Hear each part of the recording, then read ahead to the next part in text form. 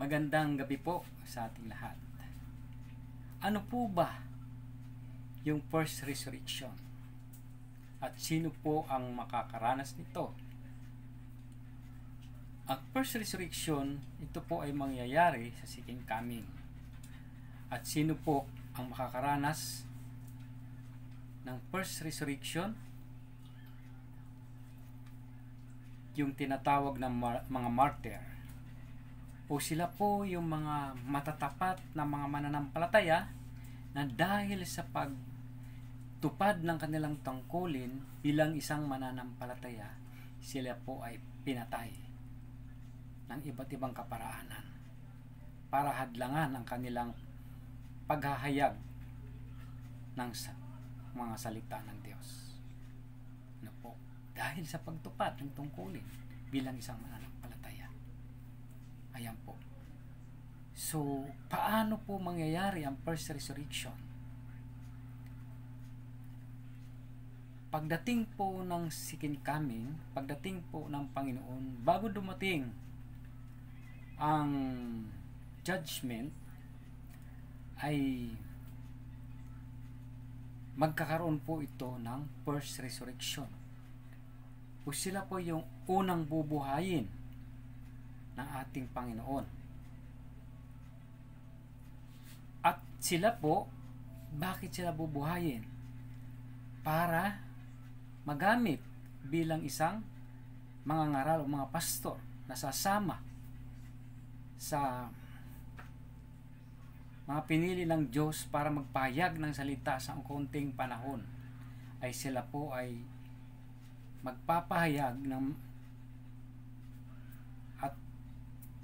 sasama dun sa mga hinirang ng Diyos na mga mananampalataya para magkaisa sila na ipangaral ng kaunting panahon ang salita ng Diyos sa nalalabing panahon bago po dumating yung judgment. So makikita po natin dito po sa Revelation chapter 20 verse 6. Mababasa po natin na sila po ay yung first resurrection.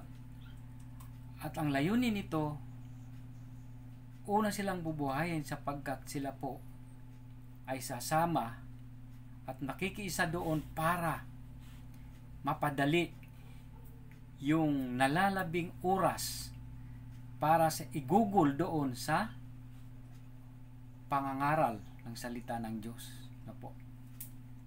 At para ma-fulfilled ang lahat, no? Sapagkat sa konting panahong ito ay magiging epektibo ang mga bagay na ito sapagkat sila po ay sasama at parang mapabilis po yung gawain ng Diyos sa kaunting panahon. Sa mga oras na yon, mangyayari po ito sa second coming. So, pagkatapos po ng first resurrection, bago magkaroon po ng judgment, saka pa lamang po bubuhayin yung ibang mga mananampalataya na namatay. Dahil sa pagtupad ng tunay na tungkulin at pananampalataya na ninanais ng Diyos. Ayan po. So nawa po ay isipin natin mabuti sapagkat hindi po ito kwento lamang, kundi ito po ay katotohanan na mangyayari sa second coming. Kaya nawa po ay magkaroon po tayo ng pagnanais na alamin ang mga katotohanan ito sapagkat napakahalaga po ito para sa atin. Sapagkat ito po ang ating pinaniniwalaan at ito po yung pananampalatayang tunay. Nawa po ngayong gabi ay magkaroon na po tayo ng kaisipan patungkol dito. At naway sa oras na ito, isipin po natin mabuti na ang mga bagay ito ay mas mahalaga kaysa nasa isip natin. kaysa sa mundong ito, kaysa mga tinatangkilik po natin. Mahalaga na nauunahan natin ang kanyang mga salita sapagkat ito po ay nasasaad sa pamamagitan po ng pagdating ng pangalawang pagparito ng ating Panginoon. Nawa po mayroon po tayong naunawaan. At sa pamamagitan po nito, maunawaan natin at atin aralin. Basahin po natin ang Revelation 20 verse 6. Magandang gabi po. God bless you po.